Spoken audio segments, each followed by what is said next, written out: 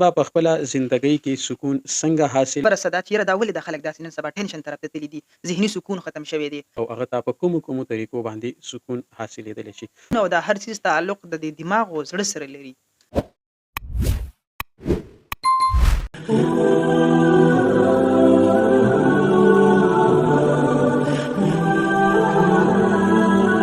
اعوذ بالله من الشیطان الرجیم بسم الله الرحمن الرحیم. امید دی چې ټول ناظرین به روغ جوړ او د صحت په جامه باندې وي. ناظرینو، نن ستاسو دپاره یو ښایسته او ښکلی پروګرام چې په هغې کې تاسو ته په زندګۍ کې د سکون په باره کې تاسو ته څه خبرې اترې او وړاندې کوو چې انسان به په خپله زندګۍ کې سکون څنګه حاصلوي او هغه ته په کومو طریقو باندې سکون حاصلېدلی شي. نو په هغې کې زموږ سره زموږ ګران مېلمه، زموږ دوست جناب علامه ډاکټر عبدالوکیل صاحب هغه موږ سره موجود دی. هغوی ته په دې پروګرام کې هرکلی وایو. جی جزاک الله. الله تبارک وتعالی دې تاسو ته په علم کې او په عمر کې اضافه وکړي. د کائناتو کې که موږ تاسو خیال وکړو نو که هر یو ذی روح څیز دی هغه په خپل ژوند کې یو څیز غواړي او سکون. نو بیا انسان دپاره خو دا سکون ډیر زیات یو اهم څیز دی او ډیر یو بهترین څیز دی او ډیر زیات دوستان نن سبا وایي چې یاره د هر چا په زندګۍ کې سکون نشته دی، د هر چا په زندګۍ کې خوشحالي نشته دی، بس غمونه دي. نو یو مسلمان دپاره څه داسې کول پکار دي چې د هغه په زندګۍ کې سکون راشي؟ یاره جی صاحبزاده صاحب څنګه چې مونږ مطالعه وکړو د قرآن عظیم الشان او یا داسې د حدیث مبارکو، نو مونږ ته به څه ناڅه معلومه شي چې یاره په سکون په څه څیز کې دی. الله جل جلاله په قرآن عظیم الشان کې د سکون په باره کې او د اطمینان قلب، ګوره د سکون او د هر چیز تعلق د دې دماغ او زړه سره لري. چې کله زړه خوشحال وي، د او جی انسان زړه په اطمینان سره وي، نو نو هغه ته انسان به به سکون چې حاصلېږي. انسان دا دوه شیان چې کوم دی، یا دماغ یا د زړه، دا په اطمینان او مطمئن نه وي نو دا بېچین وي، دا بس خفه وي او هر ټیم ناراضي، دا ځان ورته داسې دغه محسوسیږي. نو الله تبارک وتعالی ګوره قرآن پاک کې فرمایي چې الا بذکر الله تطمئن القلوب. ای زما بندگانو، که تاسو غواړئ که نه چې اطمینان د قلب درته حاصل شي او د زړه سکون درته حاصل شي، نو دا په ذکر د الله جل جلاله سره انسان ته راځي. څومره چې تاسو وګورئ کوم خلک نیکان خلک دي، نو که هغوی ته تاسو وګورئ یا د هغوی مطالعه وکړئ او هغوی مطمئن تاسو ته ښکاري، صرف په دغه یو وجه باندې چې هغوی ذکر د الله جل جلاله ډېر زیات کوي. یعنې اکثر خلک داسې ووایي چې یاره د زړه سکون دې نشته دی، لاړ شه چېرته کې چکر ووهه او سیر و تفریح وکړه او دا چلو که هغه چلو که، خو نه، اصل سکون په هغه جی کې نه جی دی. اصل سکون اصل چې کوم دا په سکون ذکر د الله په کې ذکر دی. د الله کې، د الله په یاد کې دی چې الله انسان یاد کړي. یعنې څومره چې انسان الله ته نږدې کېږي دومره به د ده زړه په سکون کې کېږي، د ده زندګي به خوشحاله کېږي. نو دا هم یو ډېره اهمه خبره ده چې انسان په زندګۍ کې سکون غواړي نو هغه د الله جل جلاله سره هغه تعلق جوړ کړي. هغه خو د قرآن عظیم الشان نه دغه یو بهترین آیات تاسو وړاندې کو. نور دا شانتې څه سټیپس دي د سکون د زندګۍ دپاره چې انسان واخلي؟ په خپله معاشره کې به ژوند څنګه تیروي، د دوستانو سره به ژوند څنګه تیروي، د خپلو خپلوانو سره به ژوند څنګه تیروي چې د هغې په ذریعې سره د زړه سکون میلو شي؟ او جی په معاشره کې یا په عام روټین کې چې مونږ وګورو، بالکل جی څومره معاشره د تاسو وګورئ نن سبا، نو هر یو انسان که هغه په هر یو پیړ کې دی، که هغه چېرته مطلب عصري علومو کې دی یا ایجوکیټډ پرسن دی، یا که چېرته دیني تعلیمونو کې څومره خلک دی، څومره پیړ ته تاسو لاړ شئ خلک پکې بېچین دي، بې سکون دي، هغه زندګۍ کې هغه سکون نشته دی. چې بیا په پاکستان کې نو خو هسې بې زه خو بس یم بیا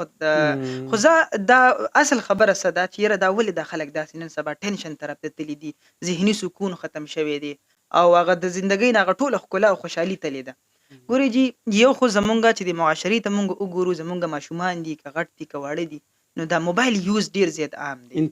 انتهایی عام دی او د دې سره د انسان د چې کوم برین سیسټم دی که نه جی، نو دا ورسره ډسټرب کېږي، خرابېږي، د دې وجې نه سکون ختمېږي. که چېرته مونږ دا دومره ټایم څومره چې مونږ موبایل ته ورکوو یا مونږ داسې عام لهو لعب ته ورکوو، د دې په ځای باندې مونږ لږ ټایم د الله جل جلاله ته ورکوو، یعنې رجوع الله مونږ وکړه، لږ رجوع مونږ وکړه الله جل جلاله طرف ته، نو بیا الله جل جلاله چې مونږ مطمئن کړو نو الله به مونږ مطمئن کړي که نه. اوس الله تبارک وتعالی مطمئن کول غواړي په یو څه طریقې سره. که تا رجوع الله وکړله، هغه که په صورت د منځونو کې وه، او که دا عباداتو کې دې وه. باره کې راته یو واقعه یاده شوه د حضرت رابعه بصري چې کوم دی نو د دې حسن بصري هغه یو ورځ الله ته ډیر زیات زاری منت کو، یا الله او مې بخې، یا الله او مې بخې، ډیر زیات زاری منت یې ورته کو. نو دا رابعه بصري په باندې رااله، وی اے حسن بصري، وی څه دپاره الله ته دومره چغې وهې، دومره جاړې؟ ته خو الله رضا که کنه، ته الله رضا که نو الله به د تا نه هم رضا شي او تا به هم ځان ته رضا کړي. نو دغه ستاسو خبرې پورې وایم چې که چېرته کې موږ د الله سره تعلق جوړ کړو نو سکون به پیدا شي. په نن سبا معاشره کې تاسو وګورئ اکثر په دې سوشل میډیا باندې راځي واړه واړه ماشوماني او دومره خواري ورسره دي په دې مجازي اشعارو کې کړي وي چې هغې یو عجیبه انداز کې دا مجازي اشعار وایي. نو ما هسې کتلو مې نو بیا مې سوچ کو چې یاره که چېرته کې دې دومره د قرآن عظیم الشان ته کښېنولې وې، خواري پې کړی وې،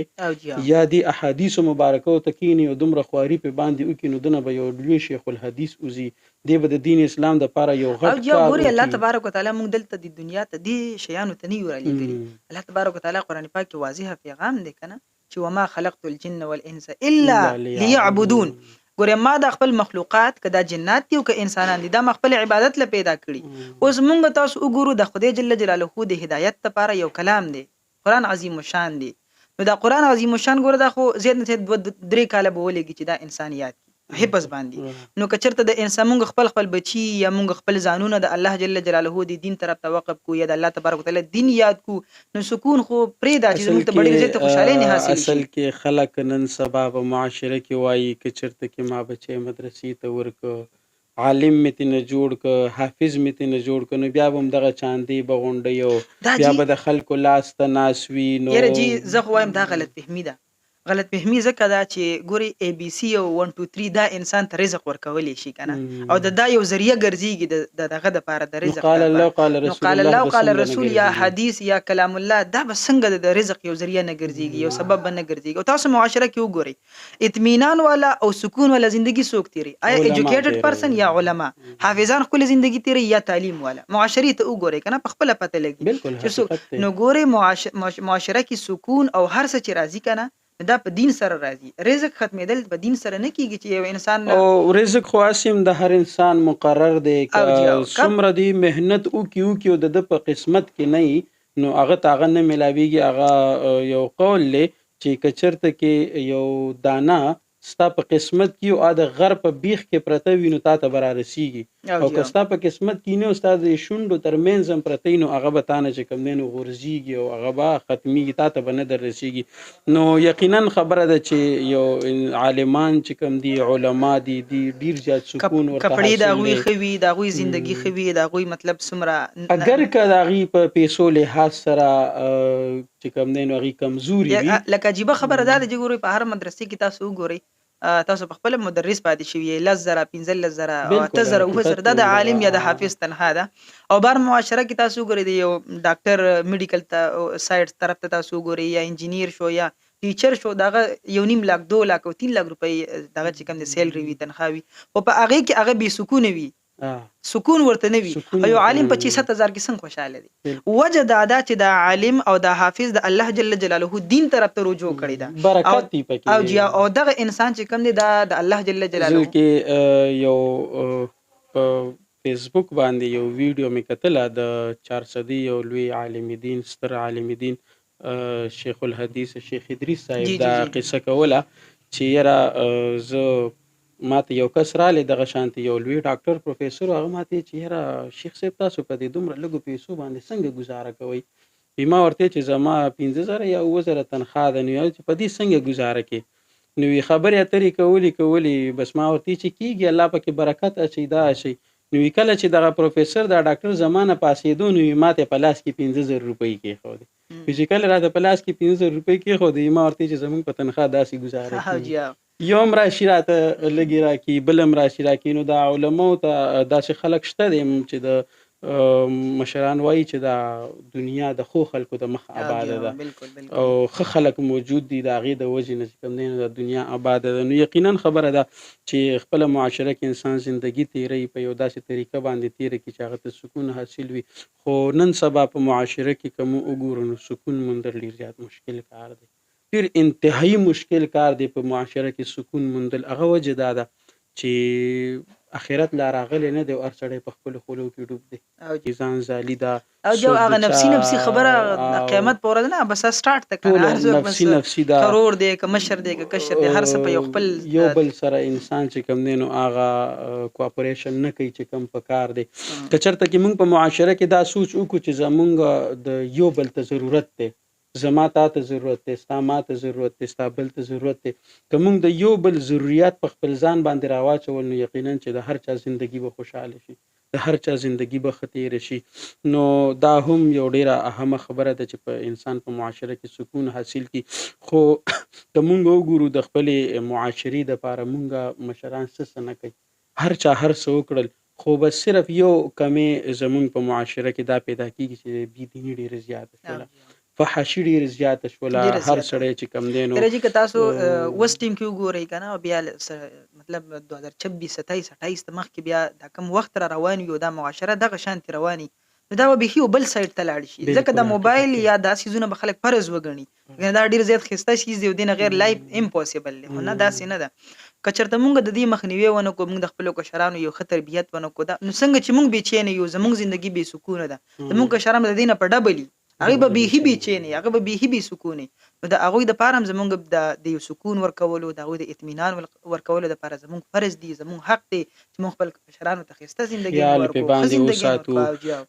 چرته کې کشر زی پښتنو کو چرته زی لکه او موبایل یوز کول دي اوس ګوري جی تاسو ګوري کنه لکه مخکې به چې کم دی په یو کور کې به غټه لکو اف اس سی پوري یا بي اس به کاو او کور کې موبایل نشو استعمالول موبایل به ونه نه لارانو ورته پرې خودو کوو بم ساده موبایل وظیفه په مطلب 5 6 7 سالو مری دی ماشوم والد سے ورته موبایل ورکړي غلطي د والدینو دا چې والدین ورته موبایل ورکړي رسول پاک علیه السلام مبارک فرمای کلکم راع وکلکم مسئول عن رعیته ای زما امتینو تاسو راعین یې تاسو مشران یې تاسو د خپل رعیت مبارک پښتنه کیږي تاسو نو د خپل وګوري الله تبارک وتعالى فرمای خو انفسکم واهلیکم نار ای بندگانو تاسو خپل ځانم د اور نه وساتئ خپل ځانونه مو وساتئ خپل اهلم وساتئ خپل خلکم وساتئ نو دا زموږ اهل لیک دا مونږ بچ نکو نو مونږ ډیر بل طرف ته لاړ شو مونږ خاصه مونږ نه دی باره کې پښتنه کیږي خپل ته بچي څه کوي څه نه کوي دای ولي کړي زمانه پښتنه کیږي نو په کار دا چې مونږ د خپل بچو د خپل کشرانو د خپل رعیت خیال وساتو یو خطر طریقې ته بوزو دین ته راولو هپس پیو کو علم پیو کو د الله تبارک وتعالى دین په یاد کو د الله تبارک وتعالى د ذکر او اذکار چې سمر دي دا پیو کو کم از کم ګوري یو کور کې خو موږ داسې دومره کولی شو چې 100 کسان دي نو چې 100 کسان چې کم دي هر یو کس مطلب کم مکلف دي غټ کسان دي او یو سلسل پیری درود شریف وایي یا سل پیری 200 پیری استغفار وایي د ورځې بچ کم دي کسل پیری درود شریف مو یو کسان دي نو 200 درود شریف دي او الله رسول پاک علیه السلام مبارک فرمای چې ما باندې چا یو پیری درود شریف وایي نو هغه تبا هغه الله جل جلاله لس رحمتونه نازل کی لس گناهونه به ورته معاف کی او لس مراتب به ورته اوچت یو درود شریف په ذریعہ باندې انسان ته دومره مرتبه او یو لس گناهونه معاف کیږي دا غرنګ چې کم دی لس رحمتونه پر اوریږي او لس مراتب ول الله جل جلاله اوچتي نو کوم کور کې د هر ورځ په بیس باندې یو ټایم ټیبل جوړ کو مونږ دین داسې په طریقې سره کو مطلب مونږ چې کم دی درود شریف د پاره خپل ټایم مقرر کړي یا مونږ چې کم دی د ذکر اذکار د پاره نو به زموږ معاشره کې زموږ په ژوندۍ کې په هر څه کې بخښل او اصل کې د سکون قلب د پاره یو ذریعہ بل زما په ذهن کې راغله کومه عام معاشره کې وګورو نو یو انسان چې کله بیمار شي نو دی کوشش کوي چې د غټ نه غټ ډاکټر لزلاړ شم کوشش کوي چې د خنه خ ډاکټر لزلاړ شم او هغه زما علاج کوي او زه په هغه باندې ټیک شم نو زه وایم چې کله چاته بي سکونی راشي نو هغه دی بیا طبيب الاتباع چې ورته ویل شي مطلب د طبيبانو طبيب چې لوی ډاکټر چې ورته وي کنا نو هغه طرف ته دی رجوع کی نو هغه الہ العالمین جل جلاله دا هغه طرف ته رجوع کی او دی په شریعت محمدی باندې صحیح عمل وکي او دا غي باندې دی خپل ژوند تیرول شروع کی نو یقینا چې د تب سکون حاصل شي ځکه چې الہ العالمین جل جلاله په خپل د دې نقصه خودلې ده چې تاسو سکون حاصلوي څنګه چې تاسو وی چې الا بذکر الله تطمئن الله تبارک وتعالى فرمایي کنه چې وکفا بالله طبيب زمانه بسیک لوی ډاکټر وی زمانه بسوک لوی طبيب وی زدا ټولنه لوی طبيب یو انسان باندې بیماری راتلل یا مشکل راتلل دا کم سیس په انسان باندې رااله دا پچاره اوست الله جل جلاله پہ راوس بالکل. الله تبارک وتعالی فرمایي و ايمسسک الله بدر فلا کاشف فلا له کاشف الا له هو. الا هو. یو کس ته چې کوم څه تکلیف راشي څه ضرر راشي دا غي د پر هیڅ څوک په دې دنیا کې لړکونکې نشته الا هو مگر یو څه ذات مچ زره دنه دا مشکل او دا لړکولې شم. بالکل. نو یقینا چې کوم الله تبارک نور هغه علاج کول یا ډاکټر ته تک دا خو یو وسیله دا ده او جی دا الٰه خو العالمین خو یو ویلي ذریعہ تاسو ده به کنه یو ذریعہ ده خامخا د دې په ذریعې سره نو خو د ډاکټر ته در اګور یو ته یو ډاکټر ته لاړلی او هغه ډاکټر چې کوم نه ته میډیسن ولیکل چې دا تواله او ته هغه میډیسن سره خښوي ته به دا نه وایي چې د میډیسن خکړم یا زه د میډیسن نه دا میډیسن کې د دوايي کې دا اثر چا واچو الله جل جلاله. نو الله تبارک وتعالى مؤثر حقيقي دی. الله تبارک وتعالى اثر اچون کې لکه مخکې ورځ کې ما یو خبر اوریدل جی وې دلته دی پټه بیره کې چې چرته یو ډاکټر راوتلی دی یو زنانه دا خبره کول وای چې هغه خلکو د دوايي ولیکي به نر بچی کیږي او اولاد نر اولاد کیږي نو بیا عالم صاحب ورته ویلی چې نه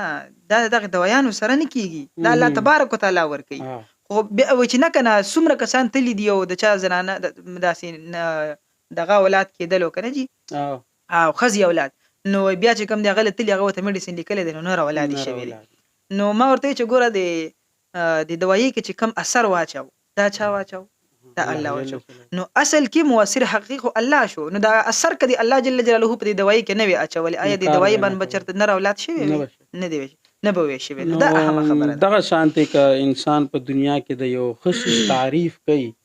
چې یاره داسې څومره ښکلی دی څومره ښایسته دی دا په حقیقت کې د الله تعریف دی ځکه چې دا څیز الله پیدا کړی دی هر یو څیز د مخلوق تعریف او صفت کول د خالق تعریف او صفت کول نو پکار دی چې کومه یو اهم خبره د سکون د پاره کومه بیا خپل پروګرام راغونډو چې که انسان وی چې زه یاره سکون غواړم په زندګۍ کې نو دې بل ته سکون ورکړي بالکل جی او جو تیروي خو ژوندون ځان د پاره هر څوک ژوند هغه د چې د بل خدمت کې تیر شي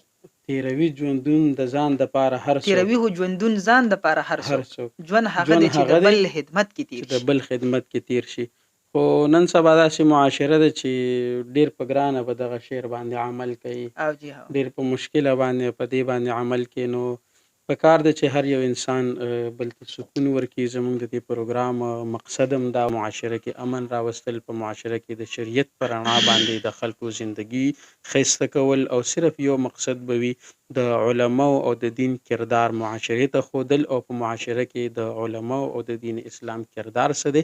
دغه ټولې موضوعګانې به موږ انشاءالله په خپلو پروګرامانو کې ستایو او ستاسو ته به وړاندې ږدو نو که چېرته کې تاسو موږ سره دا ویډیو په پیله ځل باندې ګورئ نو زموږ دا چینل د ځان سره سبسکرایب کړئ او دا د ځان سره سیو کړئ چې آینده زموږ څومره ویډیوګانې دي هغه هم ستاسو مخې ته راځي در بل پروګرامه پورې په الله باندې سپارم الله مو ښاد او آباد او خوشحال لره او الله مو په زندګۍ کې خوشحالیانې همیشه تل تر تله نصیب وګرځوه